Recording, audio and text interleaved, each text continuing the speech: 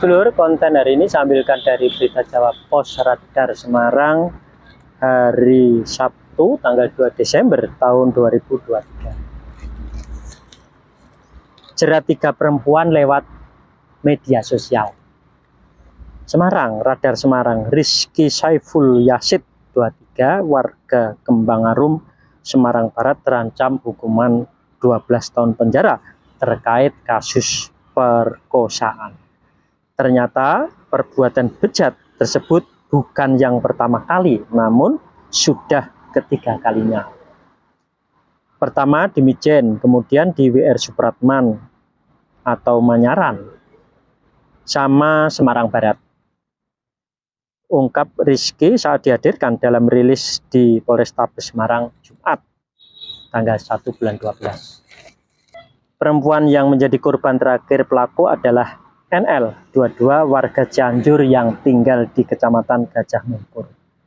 Korban diperkosa di tempat cucian mobil wilayah Semarang Barat, tempat pelaku bekerja Minggu 19 bulan 11 sekitar pukul 19.30. Pelaku mengaku kenal dengan korban NL melalui aplikasi Omi. Setelah kenal, kemudian intent berkomunikasi melalui WhatsApp.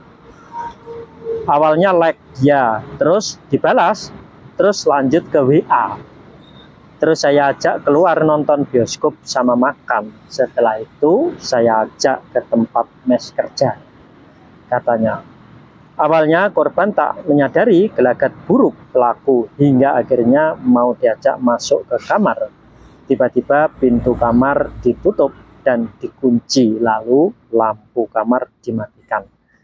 Setelah itu korban dipaksa berhubungan badan, lantaran menolak akhirnya diperkosa pelaku. Setelah diperkosa, korban diantar pulang menggunakan sepeda motor dan diturunkan dekat rumah korban. Merasa tidak terima, korban mengadu ke keluarganya Kamis 23 bulan 11. Ditangkap sama keluarganya, dipancing di dekat tempat kerja, katanya. Pada peristiwa di Manyaran, korban belum sampai diperkosa karena melawan. Namun Rizky berhasil merampas harta korban hingga akhirnya ditangkap anggota Resmob Satreskrim Polrestabes Semarang dan diproses hukum. Yang di Mijen, pelaku tidak sampai ke pengadilan. Pelaku diancam pasal 285 KUHP pidana ancaman kekerasan dan pemerkosaan dengan ancaman hukuman 12 tahun penjara, kata Kasat Reskrim Polrestabes Semarang AKBP Doni S. Lumbantoruan. Nah, ini lur ya, peristiwa jerat 3 perempuan lewat media sosial. Nah, ini tipu-tipu lur ya. Jadi dilakukan oleh seorang yang bernama Rizky. Nah, ini kenapa bisa seperti ini?